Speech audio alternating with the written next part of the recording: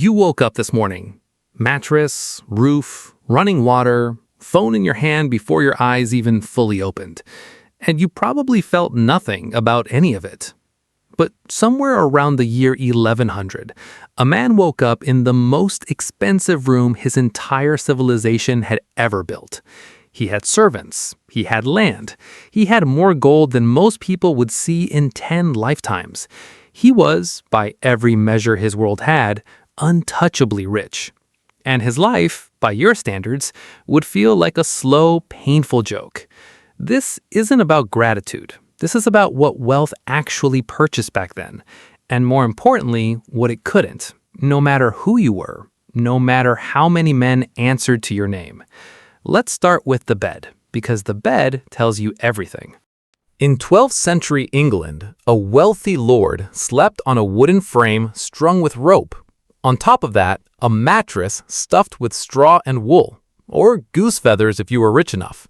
It was the single most prized object in the entire bedroom, and every morning, without exception, servants beat it with sticks. Not as a ritual, not as ceremony, to knock out the lice, fleas, and mites that lived inside it. Not because the Lord was dirty, because everyone's mattress had them. That was simply what a mattress was. You couldn't buy your way out of it because the solution, the very concept of a solution, hadn't been thought of yet.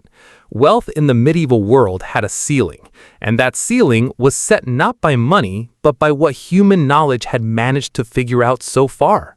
Now move to the dining hall, because this is where the distance between then and now becomes almost insulting. A wealthy English lord in 1150 ate meat every day. That single fact alone separated him from the roughly 90% of the population surviving on barley bread and boiled cabbage. He ate venison, wild boar, roasted swan. He had black pepper shipped from India at a price that made his stewards wince every time they paid it. He had cinnamon worth more than a craftsman earned in a month. And he used these spices, these absurdly, almost incomprehensibly expensive spices, not because they made his food taste extraordinary, but because they made it survivable. There was no refrigeration. Not for him, not for anyone. The boar on his table had been dead for 2 days. The pepper and cinnamon were there to cover what 2 days does to a dead animal. The most expensive meal in the county smelled like rot underneath the seasoning. But here's what never gets mentioned. The richest man in the 12th century Europe, the man who commanded armies, who owned entire counties, whose name made other men nervous, had never tasted sugar. Refined sugar, as we know it, didn't reach Europe widely until centuries later. No chocolate, no coffee, no tea, no tomatoes, no chili, no potato. Not because he couldn't afford them, because they did not exist in his world yet. You cannot spend your way into a future that hasn't arrived. Now we need to talk about the body, because this is where it stops being interesting and starts being genuinely brutal. Getting sick in the medieval world was a coin flip, and wealth didn't change the odds as much as you think. Henry I of England, King of England, Duke of Normandy, one of the most powerful men alive in the early 12th century, died from eating a plate of lampreys that didn't agree with him. Food poisoning, the kind of thing that today means a bad afternoon and a bottle of electrolytes. For him, it meant the end of a reign and the beginning of a succession crisis that tore England apart for 19 years. His court physicians, the most educated medical minds that money could hire, men who had studied for years, had one core answer for almost everything: bleeding. Cut a vein, drain some blood, and pray. For fever, bleeding. For infection, bleeding. For pain that would not stop, more bleeding. If that failed, herbal poultices from the garden. If that failed, prayer with more urgency. These weren't stupid men. They were working with everything their era had. The problem was that their era hadn't figured out bacteria yet, and no title in the world could move that discovery forward by a single day. A wound that got infected, a simple cut that caught the wrong thing, could kill a duke in 2 weeks flat. Not because his doctors didn't care, because penicillin was 800 years away, and wealth has never once in human history been able to purchase time. And the teeth. Nobody talks about the teeth, but they should. Archaeological digs of noble graves across medieval Europe tell the same story every single time. Severe decay, chronic abscesses, jawbone eroded by infection that went untreated for years. Not because treatment was too expensive, but because treatment didn't exist. The lord of a great castle who rode to war and presided over feasts and collected rents from 100 villages, he was almost certainly doing all of it with a tooth that had been quietly rotting since the previous winter. The treatment available to him was a barber. The same man who cut hair and stitched wounds would grip the infected tooth with iron pliers and pull while two servants held your arms down against a chair. No anesthesia, no sterile tools, just force and speed, and the hope that the socket didn't get infected too, because if it did, that was its own separate problem with its own separate prayer. Now, for the part almost nobody thinks about, the nights. When the sun went down in a medieval castle, the world got very small very fast. Tallow candles, made from rendered animal fat, carrying with them a faint, persistent smell of exactly what they were made from, were expensive enough that even wealthy households rationed them with care. The great hall that looked impressive at noon became a dim, smoky, low-ceilinged room after dark, shadows moving on the stone walls, air tasting of burning fat and whatever the kitchen had made for dinner. There was no music unless someone was physically present to play it, no stories unless someone was there in the room to tell them.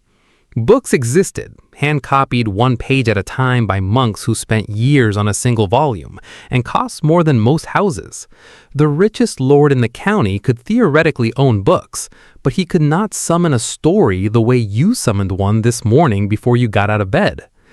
Entertainment meant waiting, for a musician who came when he came, for a storyteller passing through, for mourning. The wealthiest man in the region, on an ordinary Wednesday night in 1150, sat in a room that smelled like burning fat in near darkness, with nothing to do and no mechanism to change that fact. Not because he lacked resources, because the resources for anything else hadn't been invented yet. He had servants, of course, dozens of them. This was the one thing, the single genuine luxury that separated the medieval rich from everyone beneath them in a way that has no modern equivalent. A great lord didn't just have money, he had human lives organized entirely around the management of his comfort. A knight who owed him military service, a steward who handled every decision so the lord didn't have to think about logistics, a food taster whose only job, whose entire professional purpose was to eat before the lord ate, because poisoning was common enough that this was considered reasonable employment. A servant whose specific function was to stand close enough to whisper names into the Lord's ear before he had to greet approaching guests, saving him the embarrassment of not remembering. That's it. That was the job. Walk beside the Lord, know everyone's name, whisper. That kind of attention, that degree of human life arranged around yours, isn't purchasable today. Not because it's too expensive, because the social architecture that made it possible was built on obligation, fear, and a hierarchy where most of the people serving had no meaningful choice about it. It wasn't a luxury you bought. It was a system people were born into and couldn't leave. So, what did it actually feel like to be rich 1,000 years ago? You woke up on the finest flea-bitten mattress money could buy. You ate the rarest meat in the region, heavily spiced to cover what 2 days had done to it. You wore heavy, stiff fabric that hadn't been properly washed in weeks because washing it meant days of labor and it never came fully clean anyway. You lived inside stone walls, cold enough in January to see your own breath, and hot enough in August to make sleep miserable with no way to adjust either. Your doctors were serious, educated men who would drain your blood and pray over you and watch you die of things that a clinic would resolve before lunch today. Your tooth, the one on the lower left that had been aching since last autumn, was simply going to keep aching until it didn't. Until it either killed you quietly through spreading infection or until the barber took it out in a way you'd remember in your hands and jaw for the rest of your life. And when the sun went down, you sat in a room that smelled like burning fat and you waited for morning every night for the rest of your life. Wealth bought you status. It bought you power. It bought you a version of safety that was still one bad meal away from falling apart completely. It could not buy sterile bandages. It could not buy a light that didn't smoke. It could not buy a single night without something biting you in your sleep. It could not buy the knowledge that would have saved your wife from the fever, your son from the infection, yourself from the tooth that's been going septic for 6 months. There's a thought that comes up regularly in discussions about human progress, that the average person alive today in almost any country lives a physically better life than the lords and kings of the medieval world.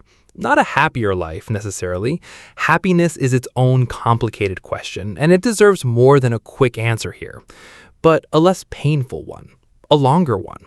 A life with more mornings that don't begin with the quiet calculation of whether the fever that started yesterday is the one that doesn't stop.